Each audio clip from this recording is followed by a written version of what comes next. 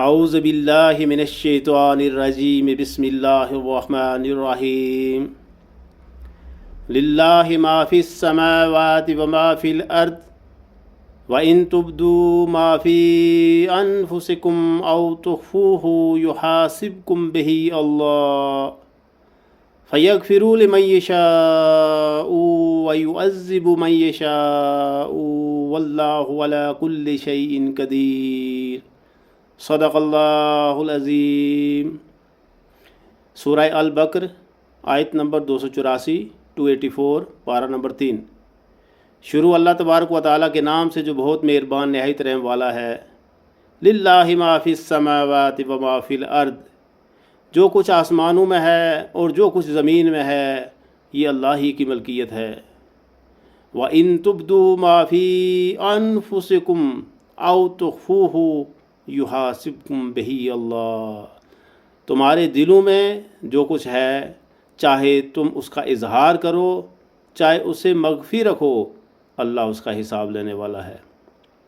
جب یہ آیت نازل ہوئی تو صحابہ اکرام کو تشویش لاحق ہوئی کہ اللہ تبارک و تعالیٰ نے تو یہ آیت نازل فرمائی ہے کہ جس میں فرمایا ہے کہ تمہارے دلوں میں بھی اگر کچھ ہے، اگر چاہے اس کا اظہار کرو یا نہ کرو حساب ہوگا۔ تو انہوں نے نبی رحمت صلی اللہ علیہ وسلم سے پوچھا، یا رسول اللہ، ہم کوئی عمل کرتے ہیں وہ تو ٹھیک ہے، لیکن جو بات ہمارے ذہن میں آتی ہے، دل و دماغ میں آتی ہے، اس پر تو ہمارا کوئی تصرف ہی نہیں، ہم اس کو روک ہی نہیں سکتے۔ کوئی خیال ایسا آ جاتا ہے، ہمارا دل چاہے اس کو کرے یا نہ کرے، ہم چاہے اس پر یعنی عامل ہوں یا نہ ہوں، لیکن پھر بھی اگر حساب ہوگا تو پھر بخشش کیسے ہوگی؟ یہ تو بہت ہی مشکل بات ہے۔ تو اس پر نبی رحمت صلی اللہ علیہ وسلم نے فرمایا کہ فی الحال تم کہو سمعنا و اطعنا، کہ ہم نے سنا اور اطاعت کی، یعنی جو بھی آیت نازل ہوئی نبی رحمت صلی اللہ علیہ وسلم نے ہم تک پہنچائی، ہم نے اسے سنا اور ہم نے اس کی اطاعت کی۔ تو لہٰذا اگلی ہی آیت یعنی اس کے آگے 285 ہے، تو 286 آیت شروع میں ہی اللہ تبارک و تعالیٰ نے اس آیت کو منسوخ فرما دیا اور فرمایا ہے کہ لا یکلف اللہ نفسا الا وسعها، کہ اللہ تبارک و تعالیٰ کسی انسان پہ اس کی طاقت سے زیادہ بوجھ نہیں ڈالتا، اس کو تکلیف نہیں دیتا۔ تو گویا چونکہ یہ جو خیالات دل میں آتے ہیں، دماغ میں آتے ہیں، یہ انسان کی طاقت یا اس کے تصرف سے باہر ہوتے ہیں، یہ اچانک آ جاتے ہیں کبھی، تو لہٰذا ان کے اوپر حساب نہیں ہوگا، ان کا حساب نہیں ہوگا، ان کا محاسبہ نہیں ہوگا۔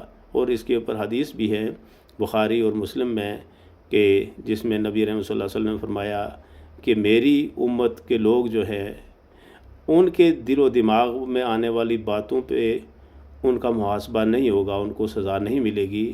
ہاں البتہ جو باتیں انہوں نے زبان سے کہی ہوں گی، نازیبا باتیں یا جو منع ہیں، جو منکرات ہیں، اور یا جن پر وہ عامل ہوئے ہوں گے، عمل کیا ہوگا، جو ہے منع ہے یعنی وہ ممنوعات میں ہیں لیکن انہوں نے کی ہیں، تو ان پر ان کا محاسبہ ہوگا، سزا ہوگی۔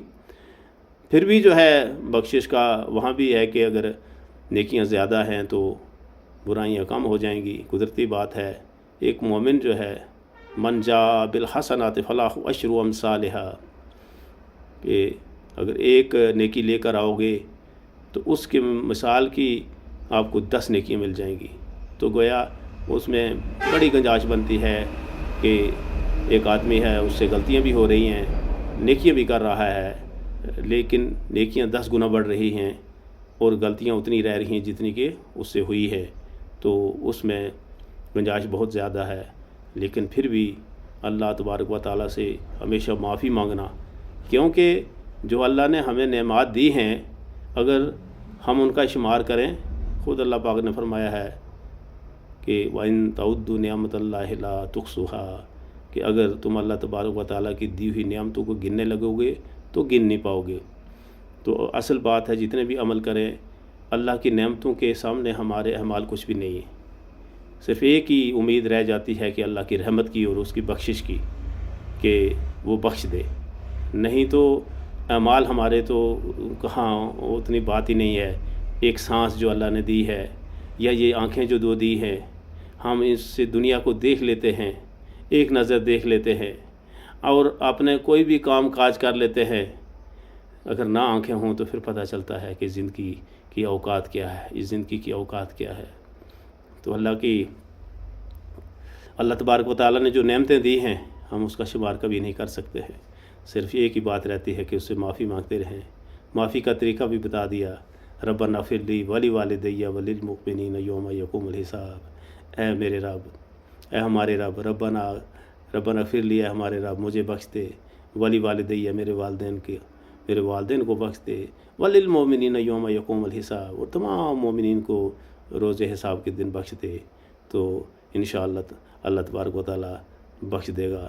وہ بخشنے پہ قادر ہے، وہ رحیم ہے، رحمان اور رحیم ہے، تو اس سے وہ سب سے زیادہ بخشنے والا ہے اللہ تبارک و تعالیٰ توفیق دے کہ ہم قرآنی تعلیمات پر اور حدیث نبی صلی اللہ علیہ وسلم پر چلنے کی ہم وقت کوشش کرتے رہے۔ السلام علیکم ورحمۃ اللہ وبرکاتہ۔